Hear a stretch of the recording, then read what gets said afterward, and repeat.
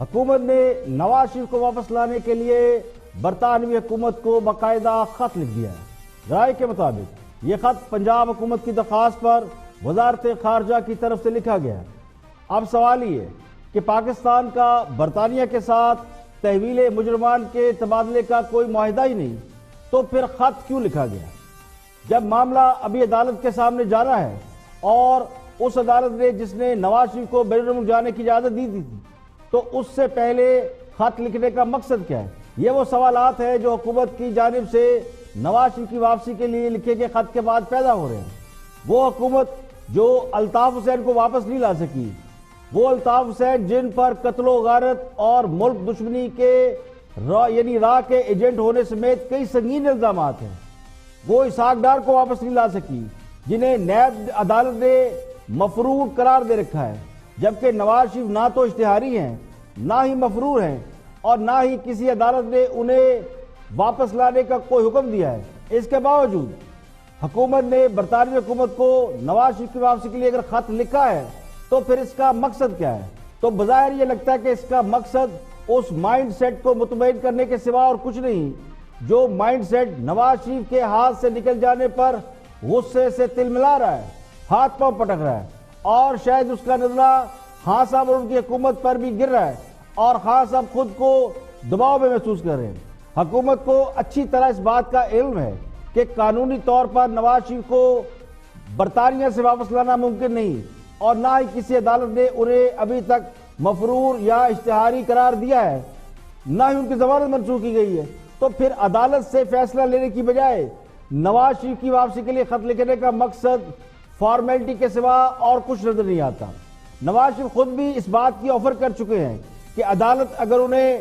واپس آنے کے لیے کہے گی تو وہ فوری طور پر واپس آ جائیں گے، خواہ وہ اپنا علاج بھی کرا رہے ہوں تو علاج چھوڑ کے بھی واپس آنے کو تیار ہیں۔ تو حکومت کو تو یہ چاہیے تھا کہ وہ نواز شریف کی اس آفر کا فائدہ اٹھاتی، یا وہ عدالت سے نواز شریف کی واپسی کا حکم نامہ حاصل کرتی۔ اگر نواز شریف واپس نہ آتے تو پھر خط لکھا جاتا تو بات سمجھ میں آتی تھی، لیکن نواز شریف کے حوالے سے جتنی جلد بازی کا مظاہرہ حکومت کر رہی ہے، اس سے تو لگتا یہ ہے کہ معاملہ کہیں نہ کہیں گڑبڑ ہے، کہیں نہ کہیں کوئی فرسٹریشن ضرور موجود ہے۔ یا تو حکومت فرسٹریشن کا شکار ہے، اور حکومتیں فرسٹریشن کا شکار صرف اس وقت ہوتی ہیں جب انہیں یہ خطرہ ہو کہ انہیں گرانے کی کوشش کی جا رہی ہے، یعنی حکومتوں کو یہ پتا ہو کہ وہ جا رہی ہیں، یا پھر وہ اپنی مقبولیت اور ساکھ کھو رہی ہوں، تو فرسٹریشن میں ایسی حرکتیں کی جاتی ہیں۔ یہ بھی صاف طور پر دکھائی دے رہا ہے کہ نواز شریف کی واپسی کے حوالے سے اور بیماری کے حوالے سے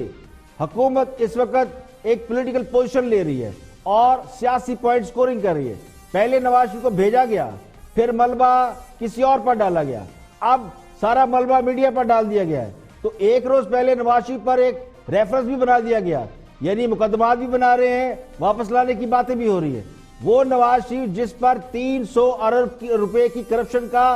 خاصا الزام لگایا کرتے تھے، ان پر محض ایک سرکاری گاڑی مفت میں حاصل کرنے کا ریفرنس بنایا گیا ہے۔ یعنی نواز شریف سے اربوں روپے نکلوانے کے دعوے کرنے والے 18-19 مہینے بعد جب کچھ نہیں نکال سکے تو ایک گاڑی نکال لائے ہیں، جو انہوں نے خود نہیں بلکہ سابق وزیر اعظم یوسف راء گیلانی نے تحفے میں دی۔ تو کہنے والے تو یہ کہتے ہیں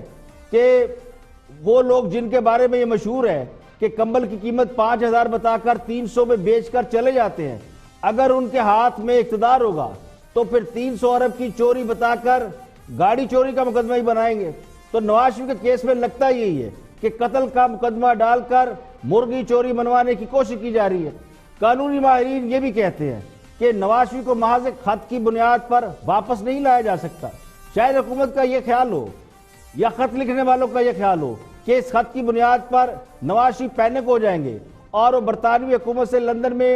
قیام کے حوالے سے قانونی چارہ جوئی کریں گے، اپنا قانونی حق حاصل کریں گے، تو حکومت کو شاید کوئی نیا بیانیہ مل جائے گا۔ نواز شریف واپس نہیں آنا چاہتے۔ حقیقت یہ ہے کہ حکومت کے خط کو برطانوی حکومت کوئی اہمیت دے گی اس کا امکان انتہائی کم ہے، لیکن چونکہ برطانیہ بھی عالمی اسٹیبلشمنٹ کا حصہ ہے تو کچھ بعید نہیں۔ لیکن اس صورت میں نواز شریف کیا اپنے قانونی حق کو استعمال کر سکتے ہیں؟ اس حوالے سے قانونی ماہرین نے بھی اپنی رائے دی ہے۔ प्रोटेक्शन क्लेम कर सकते हैं, दोनों सूरतों के अंदर उनके पास उनको ये राइट है कि अगर ब्रिटिश अथॉरिटीज कोई ऐसी एक्सट्राडिशन की प्रोसीडिंग्स को स्टार्ट भी करें तो वो उसको चैलेंज कर सकते हैं कोर्ट के अंदर। और मैं समझता हूं कि जब अगर वो उसको कोर्ट में चैलेंज करें तो ये प्रोसेस सेवरल ईयर्स ले सकता है, ये एक लंबा प्रोसेस है। और जब तक कोर्ट से उनकी सारी लीगल रेमेडीज और अपील के सारे राइट्स एग्जॉस्ट नहीं हो जाते तो यहाँ के प्रोसीजर के मुताबिक उनकी हवालगी या फोर्स्ड रिमूवल नहीं हो सकेगी। इस वक्त तो बज़ाहिर ये लगता है कि हुकूमत की जानिब से बरतानवी हुकूमत को लिखा गया खत ट्रक की एक बत्ती से ज्यादा कुछ नहीं समझा जा सकता। अगर लाना था तो भेजते क्यों, और अगर लाने में संजीदा है तो पहले अदालत क्यों नहीं गए, अदालत से जमानत कैंसिल कराते। तो बज़ाहिर यही लगता है कि हुकूमत नवाज शरीफ के मामले में ये बताकर कि उन्हें मामू बनाया गया है, दरअसल कौम को मामू बनाने की कोशिश कर रही है।